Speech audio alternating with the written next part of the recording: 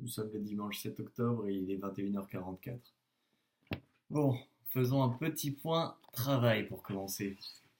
Qu'est-ce que ça donne cette cinquième semaine? Donc pour une cinquième semaine, je dirais que j'ai pensé, en début de semaine, fut un temps, jadis, que cette semaine serait une semaine d'adaptation. Cela ne fut point, manifestement. La prépa n'est pas un long fleuve tranquille, ça c'est évident. Les choses ne se passent pas vraiment comme ce à quoi on pourrait s'y attendre.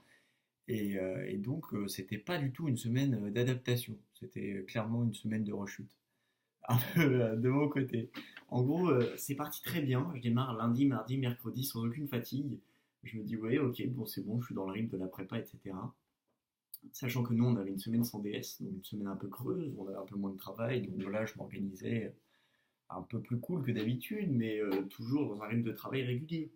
Et puis, arrivé à mercredi, patatras, patapouf, c'est la catastrophe. Qu'est-ce qui se passe? Je me chie dessus, je me couche trop tard. Et jeudi, je rebelote, je me recouche trop tard. Et vendredi, je m'effondre à l'interrogation de mathématiques, dont je n'ai pas eu la note, mais que j'ai pu calculer grâce à de savants calculs. Et ça ne va pas être brillant. Même si c'est pas très important, parce que c'est qu'une interrogation. Enfin bref, donc en fait, il faut vraiment que je réussisse à mieux gérer à ce stade-là ma fatigue, mes heures de coucher, mes heures de lever, pour surtout mes heures de coucher, ouais, ça c'est sûr, pour mieux gérer mon travail, quoi. Pareil, niveau travail, ce qu'il faut que je réussisse à faire, c'est apprendre mon cours plus vite, et puis mieux bosser mes TD avant l'école, c'est-à-dire les refaire, parce que c'est toujours, on passe toujours la colle en fait sur ce qu'on a fait la semaine d'avant en cours.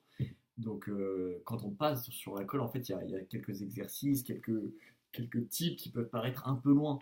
Et donc, les refaire avant la colle, peut-être 2 jours avant, peut-être le week-end avant la colle, c'est hyper important.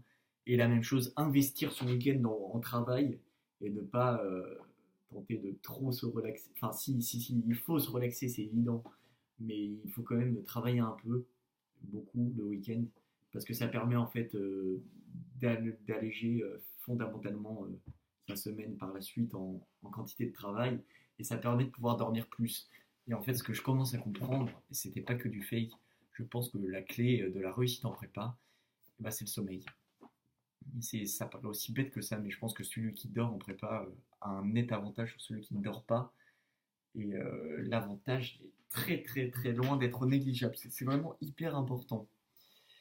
Oui, d'ailleurs, je suis fatigué. Ça doit se voir un peu sur ma tête, et puis tout le monde me le dit, donc faut que je dorme plus. Faut que je dorme plus. Donc le petit point cure, ça c'est le point maman. J'ai terminé mon autre cure, donc ouais, il y a peut-être une petite amélioration sur la fatigue. C'est ce que j'avais dû sentir en fait en début de semaine. Et donc maman arrive avec un nouveau petit cadeau. On est sur du magnésium marin, on reste sur le monde de la mer. J'ai pas encore regardé ce que c'était, j'ai pas encore commencé d'ailleurs. Je commencerai demain, je pense. C'est du magnésium, aide à réduire la fatigue. Donc vous verrez bien sur ma tête la semaine prochaine. Bon, qu'est-ce qu'on a d'autre? Je pense qu'on peut faire un petit point état. Alors moi de mon côté, je kiffe toujours sur la prépa, comme j'avais dit la semaine dernière, c'est toujours autant kiffant. En dehors de ça, on peut dire que... Bah, qu'est-ce qu'on peut dire, tiens? On peut dire que... Je suis vraiment fatigué, putain. Bon, je vais dormir plus. C'est pas grave. Ouais, non, mentalement, ça va. Donc, en soi, j'ai pas de grosses pertes de morale ni rien. Ce qui peut être un peu dur, c'est les week-ends là comme ceux-là où en fait j'ai bugué plusieurs fois sur mes révisions physiques, où il y a des choses que j'ai regardé de travers un petit peu sur les exercices. C'était pas toujours évident de me remettre dans le bain de ce qu'on a fait, notamment sur les TD, sur les travaux dirigés. De même pour le devoir maison en mathématiques, où ça n'a pas toujours été très facile. J'ai bugué plusieurs fois. Je me suis retrouvé face à des obstacles que j'ai eu du mal à franchir. Et à ce moment-là, ça n'a pas toujours été très, très agréable. Et là, mentalement, en fait, ça peut être un petit peu énervant de se retrouver face à quelque chose et de voir son temps s'écouler sans pouvoir rien faire en fait, et de perdre son temps là-dessus, ça c'est énervant. Mais en soi ça va. En soi ça va. Le mental tient bon, et puis je suis pas non plus en attente absolue des vacances. Il y aura des vacances quand il y aura des vacances, donc dans 2 semaines, même si je ne cracherai pas dessus. Et puis il faut que je rentre aussi au rappel. Et puis, voilà, donc il faut faire attention au faux rythme en prépa, même les semaines on n'a pas grand chose à faire, il faut garder un rythme vraiment bien précis. D'ailleurs, à ce sujet-là, je ferai probablement, et je pense qu'il faut que je fasse un planning pendant les vacances, parce que je ne suis pas assez organisé, notamment quant au temps de travail que j'accorde à mon TD et à mes DS, à mes calls ou à mes interrogations, tout ce genre de petites relations binaires, il faut que je les travaille mieux. Il faut que j'améliore toutes ces petites méthodes. Ça, j'espère que ça viendra avec le temps. J'espère aussi que je serai capable de m'améliorer là-dessus. Et puis quant à la fatigue, là, je viens en montant dans ma chambre de me tromper d'étage, hein, en voyant sortir des filles à côté de ma chambre, disons, qu'est-ce qu'elle faisait là, elle. Et voilà, j'ai compris que je m'étais trompé d'étage. C'est ce genre de choses qui arrivent au bout de 5 semaines de prépa, je pense, s'il ne doit pas encore arriver à tout le monde. Enfin voilà, donc j'ai à peu près fait le tour.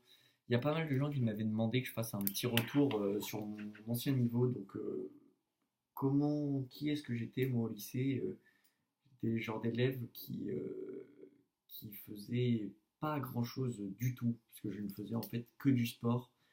J'étais entre 10 et 15 heures d'entraînement par semaine, à la fin 13 heures d'entraînement. J'étais rameur, donc je faisais de l'aviron au Coma d'Argenteuil, un petit peu tout du ski, c'est-à-dire tout seul, à plusieurs. Voilà, et donc je ne faisais que m'entraîner, et je bossais la veille des devoirs. Et puis j'ai toujours été, donc en partant de la seconde premier jusqu'à la terminale, dans le top 3, top 4.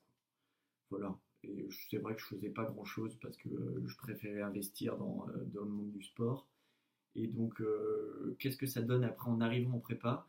J'ai eu la chance de me forger un mental quand même avec le sport, ce qui permet quand même de pouvoir assumer les bas, les hauts, les petits bas, le fait que la prépa ne soit pas linéaire, ne soit pas un long fleuve tranquille. Je pense que ça va être mon mantra, hein, pendant ces 2 ans. Ça me permet quand même de tenir les dodanes et puis de continuer à avancer. Et sans ça, je dirais que le sport, ça amène quand même une bonne méthode, à la fois comme préparation mentale, mais également comme ligne de conduite et d'hygiène de vie en fait. C'est très proche de la préparation aux écoles d'ingénieurs. C'est très proche. Voilà. Après, en dehors de ça, qu'est-ce que j'ai fait d'autre quand j'étais au lycée? Bah non, en fait, j'ai fait que ça. J'ai fait que du sport. Et puis, niveau taf, j'étais passionné, donc je faisais du hors programme un petit peu, mais de mon côté, c'est-à-dire pas beaucoup. Sinon, je me renseignais sur les choses qui me plaisaient, à savoir l'astronomie, l'astrophysique, tout ça, donc les phénomènes un peu quantiques, ça me passionnait, physique des particules, euh, ça c'était vraiment génial. Et c'est pour ça que la prépa, ça me passionne autant. C'est que pour réussir à faire ce qu'on aime, pour réussir à aller loin dans notre vie, dans quelque chose qui nous passionne, de toute façon, il faut qu'on travaille. Donc, quitte à travailler, autant commencer dès maintenant et autant s'y mettre à fond, parce que c'est ça qui donnera les meilleurs résultats. Donc, même quand c'est dur, il faut qu'on s'y mette, il faut qu'on s'accroche et il faut qu'on réussisse à percer. Il faut bosser, on a encore du travail pour arriver au résultat. Et d'ailleurs, peut-être que je ferai un petit point là-dessus, peut-être que je vais le faire maintenant, même si la vidéo va être longue. Et comme c'est la fin de la vidéo, probablement très peu de gens verront ce passage, mais c'est pas grave, je le dis quand même. J'ai eu l'occasion de discuter avec l'un de mes frères ce week-end à propos de mon objectif Mars. Et c'est vrai que je m'étais jamais vraiment posé la question de savoir quel était l'intérêt fondamental d'aller sur Mars, autre des arguments qui constituent la doxa, c'est-à-dire l'argument commun. Euh, c'est vrai que c'est pas si évident que l'homme sur Mars ait un réel intérêt. Donc je vais me questionner sérieusement sur la question de savoir si mon objectif principal est d'aller sur Mars. Certes, je veux bosser dans l'aéronautique, plus spécialement dans l'aérospatiale. Certes, je veux aller dans l'espace. Sur Mars, je le remets maintenant en question. Peut-être que ce n'est pas si profitable à l'être humain, à l'avancée historique, que d'aller sur Mars. En revanche, tout ce qui concerne les bases lunaires, l'ISS, la station spatiale internationale, ça c'est évident que les avancées scientifiques qui sont menées là-bas et qui voient le jour ont un intérêt tangible dans la vie de tous les jours pour nos concitoyens et pour l'avancée de l'humanité, ça c'est sûr. Donc quoi qu'il se passe, je veux aller dans l'espace. Sur Mars, c'est pas si évident que c'est un si grand intérêt. Même si j'aimerais bien poser le pied sur la Lune ou sur Mars, mais ça c'est plus de l'orgueil personnel, un peu en quelque sorte, c'est vrai. Et merci frérot en ce sens de m'avoir posé la problématique sur ce coup. Même si j'aurais eu agi un peu comme quelqu'un qui a un rêve, c'est normal. Enfin bref. Donc ça, on verra bien. Mais l'espace, ça tient toujours, à dire. L'outil spatial, ça va pas changer. Pas pour ces 2 ans, ni pour les 10 ans à venir, je pense. Bon, en tout cas, bon courage à tout le monde. Je vous embrasse et puis passez une bonne 6e semaine.